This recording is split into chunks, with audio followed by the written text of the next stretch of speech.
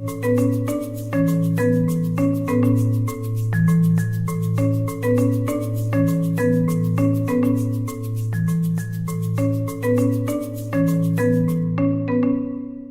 dans le cas du cancer colorectal, nous sommes amenés à rechercher les mutations des gènes de la famille RAS, donc KRAS ou NRAS.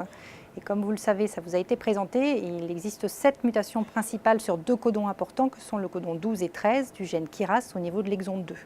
Donc la présence de mutations à ce niveau engendre une protéine KRAS qui est constitutivement active et qui conditionne du coup la prise en charge des patients qui présentent ces mutations. Donc on va pouvoir leur rechercher ces 7 mutations principales sur ces 2 codons grâce à une technique simple qui est la PCR spécifique d'allèle, c'est-à-dire qu'on va utiliser des sondes reconnaissant spécifiquement les différentes séquences mutées qui vont émettre une fluorescence et on va l'associer à une sonde qui, elle, va reconnaître exclusivement la séquence normale de KRAS et qui va émettre une fluorescence d'une couleur différente.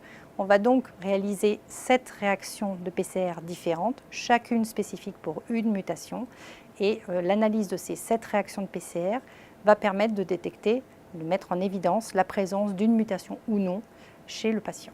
Alors à la fin de la réaction de PCR, nous allons vérifier l'apparition de courbes d'amplification, c'est-à-dire l'apparition des amplicons qui sont détectés à l'aide des sondes que nous avons mis dans le mix réactionnel. Je vous rappelle, on a 7 sondes fluorescentes, chacune spécifique complémentaire d'une des mutations principales de RAS et une sonde d'une fluorescence différente, donc d'une couleur différente correspondant à l'allèle normal, donc non muté de KRAS. Pour analyser le graphique, il faut regarder les courbes d'amplification. Donc on voit ici la lignée KRAS mutée qui présente bien une amplification à la fluorescence de la sonde mutée correspondante, alors que le témoin sauvage est ici en vert et ne présente pas de courbe d'amplification. Donc cette expérience est validée. En plus de cela, le témoin négatif et également ici en gris ne présente aucune amplification. Lorsqu'on regarde la fluorescence de la sonde correspondant à la séquence normale de KRAS, on voit que le témoin muté qui est ici en rouge présente également une amplification. C'est normal puisque c'est une lignée qui est hétérozygote, elle a à la fois l'allèle muté et l'allèle sauvage. La lignée sauvage, elle, présente une courbe d'amplification unique dans la fluorescence correspondant à la sonde sauvage, ce qui est attendu.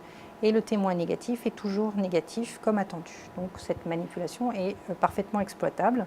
Et si on regarde les patients, eh bien on voit qu'aucun des patients ici ne présente d'amplification lorsqu'on regarde la fluorescence correspondant à la sonde mutée, donc il n'y a pas de mutation.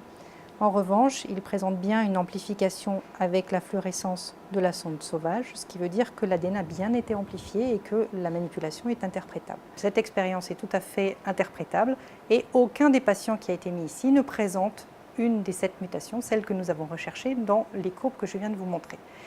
Donc pour avoir un profil RAS complet, il faut donc faire 7 réactions pour les 7 mutations. Donc cette technologie est rapide, sensible, mais en revanche, elle ne répond qu'à la question posée. Ça veut dire que si on n'a pas la mutation, la sonde correspondante à la mutation, on ne peut pas répondre à la question de y a-t-il cette mutation. C'est la limitation de cette technologie qui est tout à fait intéressante et rapide.